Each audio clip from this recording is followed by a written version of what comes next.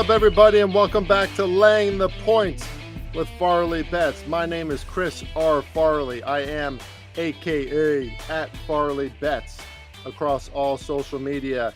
And as always, it's fantastic to be back with all of you. It is Wednesday, June 7th. Game 3 of the NBA Finals is upon us. We're betting the WNBA and winning a lot. We're betting the French Open and winning. Not a lot, but we're winning. And we're starting to really catch our steam in these NBA Finals as well. I love our plays for Game 3. We'll get to that a little bit later. Just me flying solo today, which I like to do sometimes, usually. Typically, we have a great guest on Laying the Points, and that's probably going to happen next week. I know I've also promised and talked about my wife, Dr. Kate, coming back on Laying the Points to talk a little bit of sports betting psychology with all of you. She's a clinical psychologist, and I know we had her on last year, and that was a great episode that many enjoyed. So great guests are still incoming in the weeks ahead, but I want to talk to y'all a little bit about the NBA Finals Game 3. I want to get into a little game theory in sports betting because on Laying the Points, we don't just give out free picks. We don't just have great guests.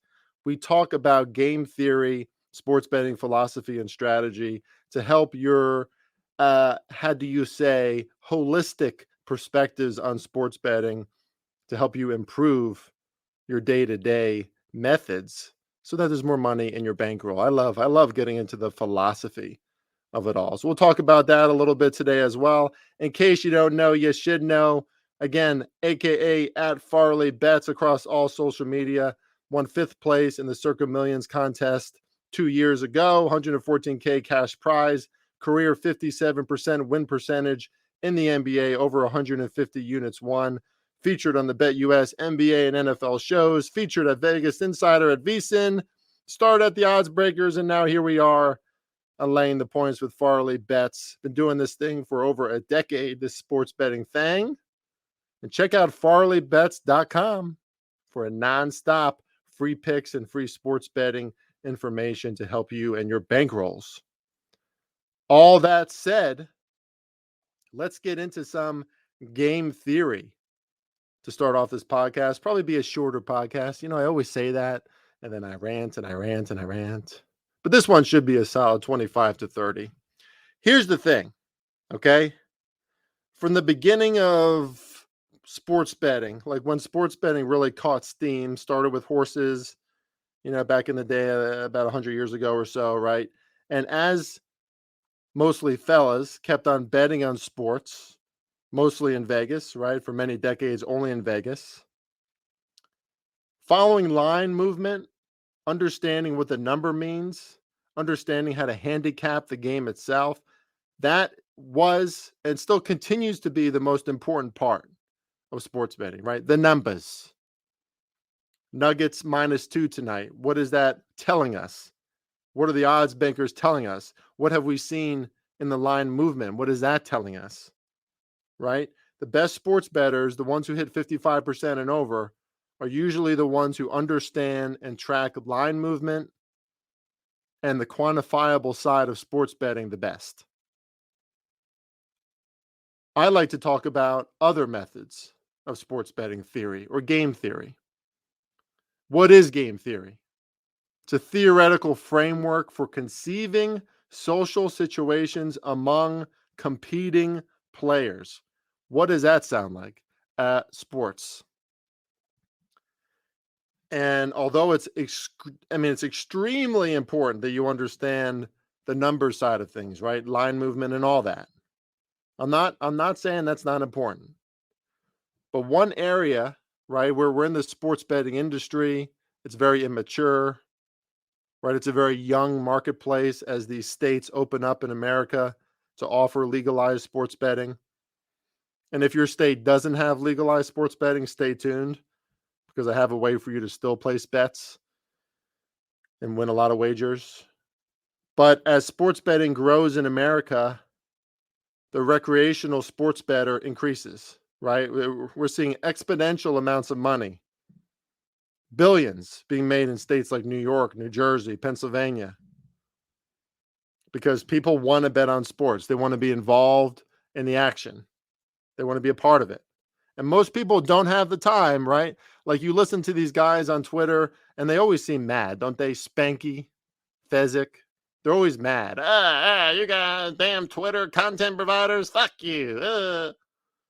I get it. You know, they're old school. They're pretty damn good at what they do, from what I know, for the most part. And they're married to those ideologies, those quantifiable methods to placing their bets. And that is still, I mean, from what I know, that's still the most important part to all of this. But when we're thinking about players and social environments and sports and competition, this is where psychology comes in, right? This is where maybe as a pro sports bettor or even as a recreational sports bettor, maybe we can try to give more time to understanding what's actually happening in the game, aka game theory. And the problem for most people, even professional sports bettors, even those big wig sports bettors who claim they know everything about sports betting and how to win constantly, is most of us, we see teams as stagnant realities, right? Objects. Like they have certain character types or certain archetypes.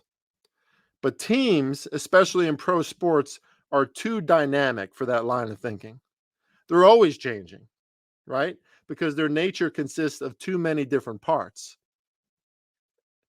i.e., too many different people, players, personalities. If you think about it, even individual people can change rapidly, but over time, most stop changing all that much, right? We sort of form into who we are. And as life goes on, we change a little bit less, which I don't know how smart that is, actually. We should always be evolving. But that's the case for most of us. But in sports, in pro sports, we're talking about mostly 20-year-olds or early 30s, but mostly 20-year-olds, and they're making mistakes. And their brains, half of them, aren't fully developed.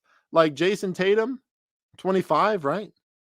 His brain is not fully developed. That is a objective scientific fact. Brains fully develop at 26.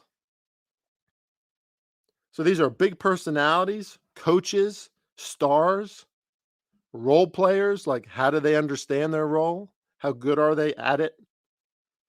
Relationships between players, culture. And that's why a team like Miami has been to this postseason dance a lot. 3 different Eastern Conference finals in 4 years, 2 different NBA finals in 4 years. And all that people can talk about is what they see on paper and the lack of talent that they have. How did they get here with these no-name, undrafted players? Well, because they have that side of it figured out, right? The culture, the relationships, the role players, the leadership. They have that all figured out.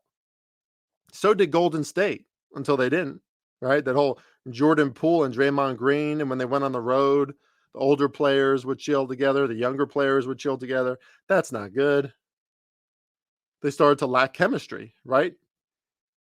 Symbiotic relationships weren't there for the whole team. And now, Denver is pretty good in that regard too. We see it, right? We see how good Denver can be as closers, right? Jamal's probably the most important scorer on the team. When he's scoring at a high rate, when he's efficient, Nuggets rarely lose. Jokic is the leader. He's the commander, right? He can have 15 assists or 41 points, sometimes both. But the team runs through him, and they probably should. 2-time MVP, probably could have been 3-time MVP.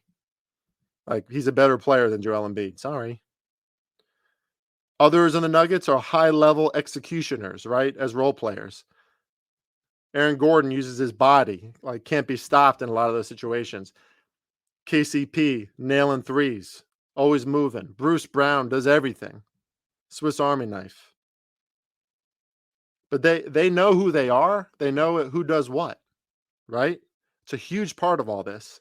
And even if they're not at the same level as the Miami Heat, sometimes the way a team storms and norms together, it happens faster in situations like this, like we're seeing in the postseason, when they have a mutual goal, right? It kind of forces you to work together. But if you're not good at working together, if these aspects of game theory are showing themselves. But teams like the Kings are really starting to show that symbiotic nature. If the Grizzlies didn't have this Ja Morant bullshit, they would probably show it too. The Bucks usually show it at a really high level, but they panicked, right? Fired Budenholzer. But anyway, this is all these are really important aspects to what we're seeing in front of us, and it's an important aspect to your bets. And now, especially in the regular season of these sports, the regular season, you got to think about things as they are in reference to 2023, right? 2023 is different than 1993. Players have more, just like the rest of us, right? We all have more. We're all living like kings and queens. There's less incentive to win. There's less energy for greatness. It takes special players to still care and still have that passion and consistency in every single game. Special players like Jimmy Butler, like Nikola Jokic. And as far as the game theory side of this goes, that's something that I look at more than most cappers. The reason why it's so hard to look at and include in my bets is because it's really hard to quantify, right? Like, how do you quantify Jimmy Butler's intangible, like OG nature? I don't know. But that aspect of game theory is the most volatile, in my opinion, these personalities, the inner workings of these relationships, because it's purely human, right? It's beyond skill. Like, skills can be taught. You know, you can shoot better, you can pass better, you can defend better. But passion, leadership, poise, consistent motivation, those cannot be taught. You either have them or you don't. You either work on them individually and bring them to your team or you don't. And, you know, when you talk about betting on a sport like football, football is different, right? Usually it's different than a sport like basketball because it requires a certain amount of work ethic and passion for the most part because you're putting your body on the line. Like, maybe if you're a wide receiver who makes fancy catches and has avoided being hit hard, maybe you know you can still be a diva, right? You can still think you're a superstar, that you're above the rest of your team. But for the most part, football players get it. Like, it's a team, it's a big team. Not one superstar can really win a game, and there has to be that grit and that work ethic there, right? Basketball, not so much. It's a sport full of superstars. It's a sport that doesn't care as much about their coaches. Like, coaches still matter in the NFL, folks. Coaches command a room. Coaches get paid. Coaches are either good at leadership and scheming or they're not, or they're only good at one, which makes a huge difference in the way that your bets hit or don't hit. Coaches in the NFL, huge. In the NBA, not as much. So yes, let's continue to understand how to assess line movement and how the lines are set and where there's value and where there's not. These are quantifiable things that has to be included in your sports betting, right? Especially lines that don't make sense. Like, I'm going to start to track that this summer. When I see a line that doesn't make sense, what I've noticed is that usually the part of it that doesn't make sense, if you bet on that side, it usually comes to fruition early in the game, especially in a pro sport. But it doesn't necessarily mean it's going to hit full game. Like last night, LA Sparks at Seattle Storm. The Seattle Storm had the best defense in WNBA so far.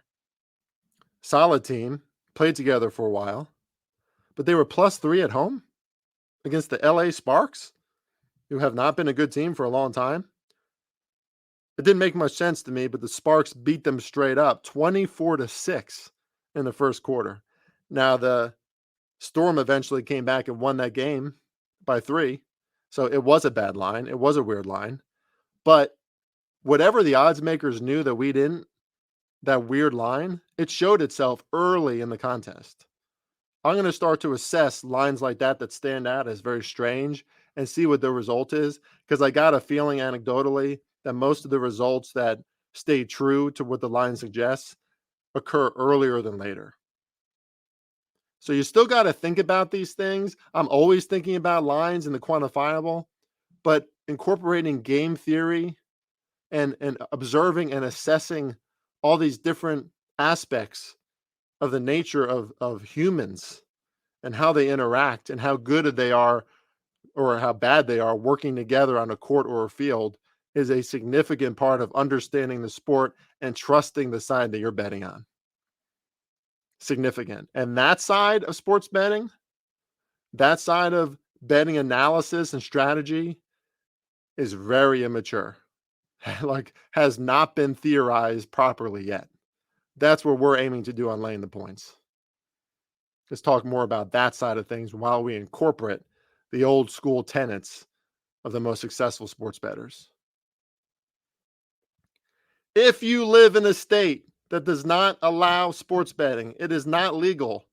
So no DraftKings, no FanDuel, no PointsBet. I am very sorry. That sucks. But you can still bet on sports. You can use an offshore sports book like BetUS. Go to BetUS, type in Farley125 in the promo code, and you will get 125% deposit bonus. Easy for me to say, deposit bonus, which means that not only are they doubling your money, they're giving you even more than doubling your money, right? You put in $50, what's 125% of $50? Shit, I should probably know that. You put in $100, you get 125, you get 225 total in your account, right? So I guess if you put in 50, yeah, you would get what, 62.50, blah, blah, blah. Yeah, okay. So you have 112.50, something like that. Anyway, 125% deposit bonus using BetUS. Anywhere you are in America, you can use that. It's an offshore book. Get started today. Win your wagers. BetUS is a great sports book, and you can help support Laying the Points with Farley Bets. All right, let's get into these NBA finals. We got game 3 around the corner. And as far as the line evaluation goes, suddenly the odds makers like a closer matchup, huh? Isn't that something? We bet on the Heat in the last game, but I had Miami as I think they should be +4 at home. So the value is on Denver for me, especially after that last loss. I mean, Denver started that game at home scoring only 23 points in the first quarter. I think that's going to be an area of emphasis, and we're seeing that first quarter total climb. It was at 54.5. Now it's at 55.5. Last game, we had the Heat and the under in the first quarter. Those both hit. Expected the response first period from those Miami Heat, but I kind of like the reverse today. And the thing is, Denver's offense has been elite on the road in these playoffs. A better offensive rating than at home, 120.3 compared to 118.8 in Denver. And you got to like this stat. My buddy Michael Newbert at Free Cheese Kid on Twitter, I love that handle, sent me this stat today. Denver is not defending three-pointers well. 43 out of the 57 three-pointers that Miami has shot, NBA stats say that they have not defended on 75% of those three-pointers, 43 of 57. So Miami's getting a lot of open looks. Miami's going back home. I like Denver in this one to respond. Like, I think this is going to be a more offensive game. We're going to see some points in this. But, I mean, Denver not defending the three. Miami's probably going to shoot better at home. Denver is going to want to play better after only putting up 108 points at home against Miami in game 2. Area of emphasis, I think, on both sides is going to be playing consistently well on offense. The Heat trust their defense, but after games where they execute at a high level, sometimes they can come down from that a little bit, right? And again, this is, we get into game theory and the psychology of these NBA finals. If we're looking at pure execution and talent, of course that favors Denver. They're extremely talented, top to bottom, a lot of depth, great starting five, great shooters, and they have a significant size advantage across their roster against Miami. But if you like a dirty dog fight, a proper knock, as Conor McGregor would say, I want to have a proper knock. That favors Miami, right? If it's like a street fight out there, gritty, defensive, loose balls, charges, offensive rebounding, physical fouls, that's a Miami type game. Now, this is a hard thing to predict in game, obviously, But after a certain type of game, you can get an idea for what's coming. And game 2 was more physical. Game 2 was a little sloppier. It barely went over. And now we're seeing that line drop a little bit in Miami, which I understand. I thought the total should be lower in Miami as well. Miami's defense has been really good at home. But after Miami even the series, now coming back home, the show that South Florida can be, how good Denver's offense has been on the road and how good we know they are, period. I think we're going to get a high-scoring first quarter. I think we're going to get a higher-scoring game. I think it's going to the 220s. And I definitely lean Nuggets. I think there's an affiliation with a higher-scoring game and the Nuggets for obvious reasons. So I definitely lean Nuggets tonight, even on the road. And then I might go back to betting on Miami in game 4. I think that's the kind of series it's going to be. I've always thought that. And it's kind of funny, isn't it? Right? You had a lot of touts, a lot of content providers, a lot of guys thinking they're funny, a lot of girls just showing their tits and saying stuff about the Miami Heat because that's what happens on fucking gambling Twitter. Saying, Denver's going to run away with this series. The Miami Heat can't win this series. 1-1, baby. Jimmy Butler, he survived. They escaped. Escaped Denver with a win. That's all Miami had to do, in my opinion. And now they're in a pretty good spot. The WNBA, the Women's National Basketball Association. We are 8-4 for plus 6.4 units so far. Had a loss last night. We bet on the Sky minus 5.5. Boy, the Indiana Fever, pretty feisty. Played really hard in that game. Chicago still almost covered the game in overtime. Probably should have covered. They were up by 7. Missed a few free throws at the end. Or else we cover that line as well. And we win another one. Would have been 9-3. But that's okay. I'll take 8-4. We're doing well. Look for free picks at farleybets.com all summer in the WNBA. And again, if you're interested in my premium package, which is going to be my best plays, the earliest lines, contact me on Twitter, Farley Bets, and we can work something out. But, lots of teams are still figuring themselves out in the WNBA. So just be cautious.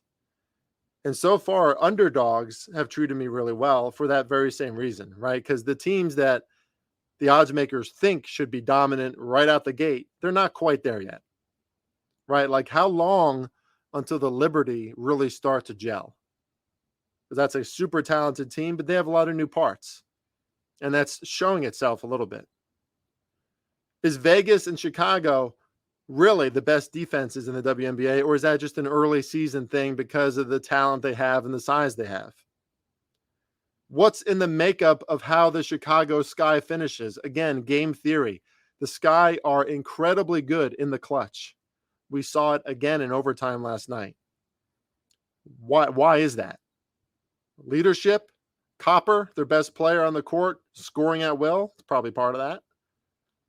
Why do the Chicago Sky finish so well? Why are they so good in the clutch? These are things to observe and examine. Again, the Indiana Fever. Are they legit fighters? I mean, they're 1-5, but they're playing close. They almost beat the Aces the other night, Sunday. But what's wrong with their finishing? Why can't they finish? Why can't they play well in the clutch? We saw that twice now. They had a lead on the Aces all game, and the Aces took it over in the fourth quarter. They let the Sky come back and win in overtime. So the Fever are a team that's still figuring a lot out, obviously. But over time, are they going to get better at that and then cover even more lines? I think there's plenty of value on Indiana. The Sparks, are they a legit offense? So far, they're putting up some numbers, but is it legit? Is it going to continue?